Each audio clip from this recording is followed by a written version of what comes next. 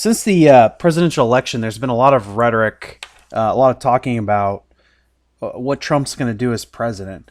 And just to get straight to the point, we really have no idea. Basically, everyone is speaking into Trump, saying that he's going to do this or that based on what they think. First of all, he has no record. He has no political record. The only record we have is from things that he said. That's first of all. We have no voting record. Okay, so the best way to say what is a politician going to do in office, you look at what they've done in the past in government. Okay, so that's the first thing is we have no political record of his. Okay, second of all, so then the next best way to look at what a person's going to do is to look at what they say.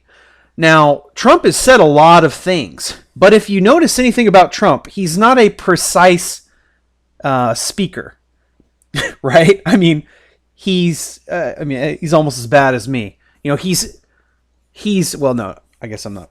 Anyway, he's not a precise speaker. He jumps all over the place. He equivocates, and he just says all different kinds of things. I watched some of these debates, and he would literally take 3 different positions on immigration.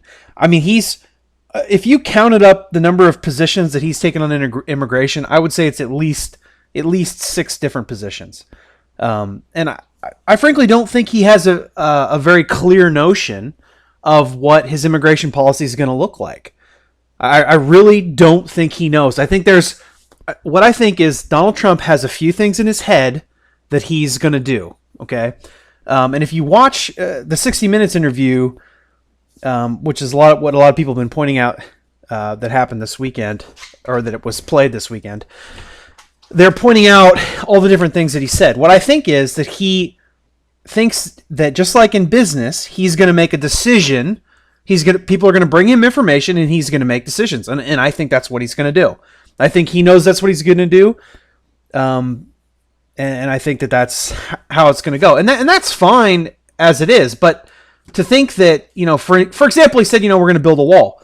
Well, in the 60 Minutes interview, he said, we'll build a wall in some places and there'll be a fence in some places. It's very difficult to build a wall 1,000 miles long, or however long the border. It's longer than that, the border. So I think that he will decide as things come up. He doesn't have, if you listen to him, he doesn't have a strong concept of what his positions are in terms of like what his philosophy is. For example, I'm a constitutionalist, I would say.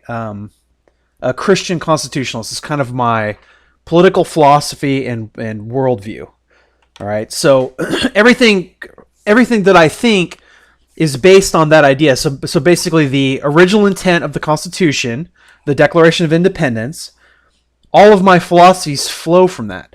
Donald Trump is not. He doesn't have anything like that. He is a New York. He's a New York liberal, essentially. He grew up in the New York left environment, and he pulls a lot of liberal beliefs from that. And then I also think he's kind of from the good old boys kind of business club, So he's pulling from two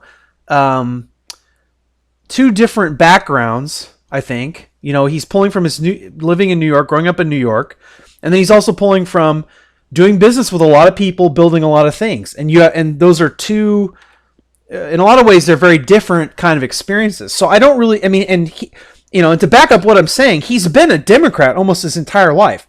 He only turned Republican in the last, 10 years. I think it's, cynically, I think that he did it because he knew he couldn't become the Democratic nominee, and he wanted to be the president. So, and so I don't think he has some Republican beliefs, some conservative beliefs, and he also has some Democrat and some leftist beliefs. And if you listen to his rhetoric, you'll see that he's all over the board. He has all different kinds of beliefs. Okay, so the Republican conservatives are projecting into Trump. He's going to build a wall. He's going to nominate a conservative Supreme Court justice. He's going to cut taxes. He's going to, I don't know what he's going to do with trade. That's another one. I mean, he has a more left position on trade. But basically, Donald Trump is going to be the savior, and he's going to do all these conservative Republican things. Like, I don't know that he's going to do that. The only times that I believe his rhetoric and what he's saying is, I think in terms of his because he articulated in some of the debates with Hillary Clinton that there's too much regulation. Okay, and so I think that he will be pro-business. I think he understands that, to some degree at least, that businesses have to have a worldwide competitive corporate rate, and they need to not have the government regulating the crap out of them, just essentially like a monkey on their back. But at the exact same time that he's saying those Republican conservative things, he's saying that if a business moves out from the United States to Mexico, he's going to penalize them. That's not a conservative Republican position. That's restricting. That's a protectionist kind of. It's a nationalist type position. It's a European kind of nationalist position that is sometimes right and sometimes left. It's more. I'd say the philosophy is more left, but European national right people also hold that philosophy. And I'm sorry if this is confusing, but his philosophy is so confusing, and you have to just go off each statement. So in terms of economics, he says some very good things like lower taxes, less regulation, allow businesses to do their job. But then at the same time, he talks about trade protectionism and just protectionism, which it doesn't work in terms of building an economy. You can't be a protectionist nation and have your economy be good in the long run. In the long run, it's going to harm it.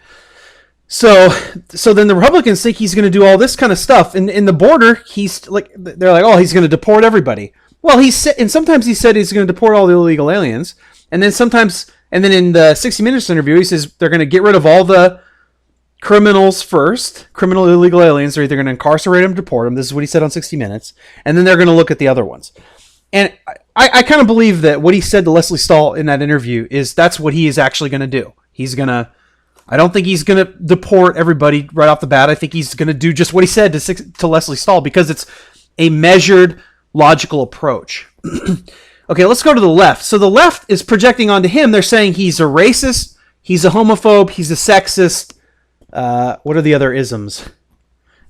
Or isms? I don't know. He's basically, he's a poorist, I guess. Obamacare is the other one I need to talk about. But basically, he's all these isms. So they project onto him that he's all these different positions that they want him to be, basically, that they want all Republicans to be. Well, the problem is, first of all, he's pro-homosexual. I mean, he's not. If you listen to the Leslie Stahl interview, he says that Oberfeld is decided law. I don't think he used the term Oberfeld. I don't think he remembered that. But he said it's decided law that homosexual marriage is good to go and legit. Okay, so he's obviously not. He's not homophobic. Remember, he invited Bruce Jenner, or whatever Bruce's name is now. He invited Bruce to come take a poo-poo in his Trump Tower. So transgenderism, he doesn't have a problem with that. The point is that the titles that they're lumping on him, they don't really fit either. I mean, you call him a racist, but he's not showing racism. He's showing protecting the border. And the sexism one too. I mean, that one probably has the most teeth, given, 3 wives and all this. But then, his daughter says that they hire people in the corporations, and the women in his life they're all doing business, and they're out there. They're not wearing, very super conservative clothes and at home spinning wool or whatever, churning butter. I mean, I think that's what the left thinks the right does, but no, they're out doing things. So, I mean, if you're going to sell me on any of the isms, it would be misogyny or sexism.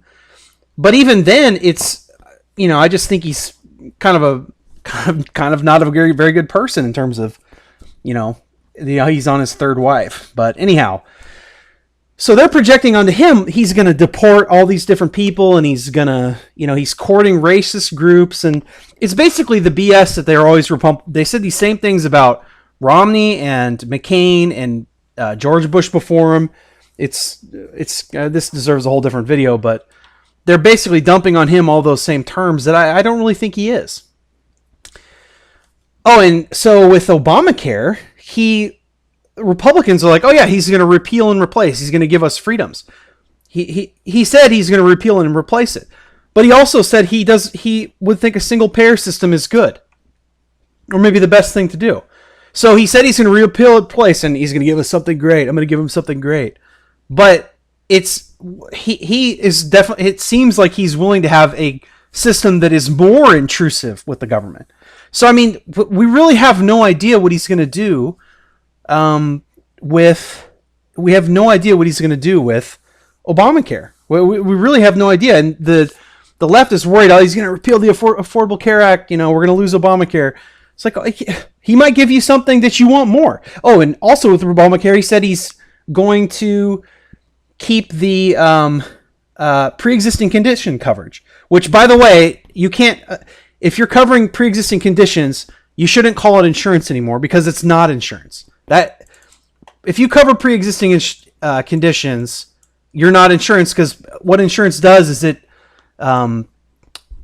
it protects you against unknown events. If the unknown bad events, if the bad event has already happened, and then you go and get insurance to cover that, then anyway, I don't know how to explain it any better on that, but pre-existing, you can't have a insurance company that covers pre-existing conditions. It doesn't work. It doesn't even make any sense. The term is broken at that point. The whole point of insurance is to cover unknown conditions, not to insure it once it's already happened. So there's no evidence that he says he's gonna repeal and replace, but we don't know what he's gonna give us. And so basically, what I boil it down to is, I'm fired up on this one. I don't know why. Basically, what I boil it down to is I think he's just made a lot of promises to get elected. I think he has in his mind a few things that he wants to accomplish. Okay?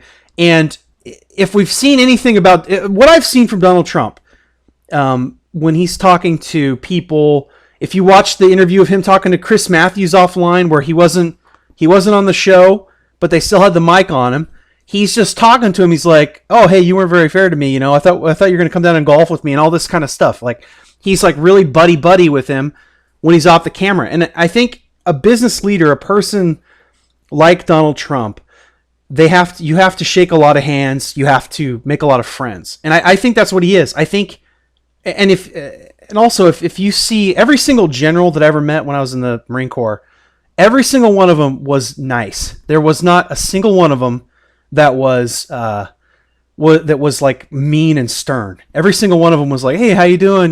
Great to see you." It's crazy. Like every single one of them. And what I think is people high up, they have to make friends. I mean, that's how you move up. You make friends. You work with people. I think that's the cornerstone of what Donald Trump is. He wants to make everybody happy. He wants to be everybody's friend. But at the same time, I also think he has passion. I do think he has passion for the nation. I don't think that he's purely self-centered in that respect. I think he wants the nation to be better. I think he wants to be remembered as a great president. So I think the cornerstone of what he's going to do is I think he's going to do things that people like generally. And it's going to be, he wants to be reelected, and he wants everyone to like him generally. And he wants to go down as a good president that fixed a lot of problems. I really think that is his primary goal. I don't think he's married to the ideals of the Republican Party. I mean, he's expressed as much, and I don't think that he's going to do I don't think he's going to do anything to crush the left. I think he's going to go with whatever popular opinion is, and he's going to take some hard stands on things, but knowing that still a majority of people are going to like it. And the reason I say that for some of the reasons I said, but also if you look at in the campaign, he would always throw something out there. He would say like some kind of radical thing to see if people liked it. And if people didn't like it, he'd kind of walk it back. I can't think of an example. Oh, I think a good example is the abortion one, where he said somebody was asking him about abortion. He's like, "Yeah, we should prosecute. They asked him, should we prosecute women who had abortions?" And he said, "Yeah, we should." Not knowing. He didn't say exactly like, "Yeah, we should." He kind of, it was kind of a, "Oh yeah, kind of did some nods." I'm like, "Yeah." So basically, not knowing the issue, he thought that's probably what conservatives would want. Well, then it turns out nobody wants to prosecute women that had abortions, and he walked it back. And his political advisors, Kellyanne Conway and Stephen, what's his name, and Reince Priebus, they all walked back his position that's not exactly what he meant. He hadn't really thought it over, and he didn't really want to prosecute him. Anyway, so that's the whole thing. Like he says positions, and then he just walks it to wherever it's never more radical. It's always been he's taken the most, what he sees as what right-wing position, and then he walks it back to where the majority of people favor that position. That has been his consistent model. So anyway, I guess what I would say is, going forward, if you're a Republican, a conservative, don't be too hopeful that this guy's going to fix all your problems, that he's going to fix all the problems with the country. Because he is not a dedicated conservative. He is an opportunist, and not in a bad way. He's an opportunist. He went with the flow. He's saying things that you want to hear. If you want him to do things, you have to pressure him to do those things, and he's been pressured on the right, like by the Never Trump and people like that. They've pressured him to stay right, and if you want him to stay right, he will stay right only if you give him pressure. And I would say to the people on the left, he's not going to lock you up. I mean, unless you're a criminal. This guy's not a racist, I mean, if he's a racist, he's hiding it very well. There's lots of people that are black and Hispanic and Asian that like him. He's like, I have all the Asians, or I have all the Hispanics working for me. That's, he said, that's right, I employ more Hispanics. My Donald Trump's not good right now, but he's not a person dedicated to throwing down leftist ideology. I mean, the guy was born and raised in New York City. I mean, I don't know how you get to a more left place than New York City. And he has a lot of left positions, and so I really don't believe he's gonna try to lock people up. I don't know if I kind of doubt he's going to deport. I think he will at least try to deport the criminals or lock up the criminals, illegal aliens. I don't think he's going to try to deport illegal aliens beyond that. I think, because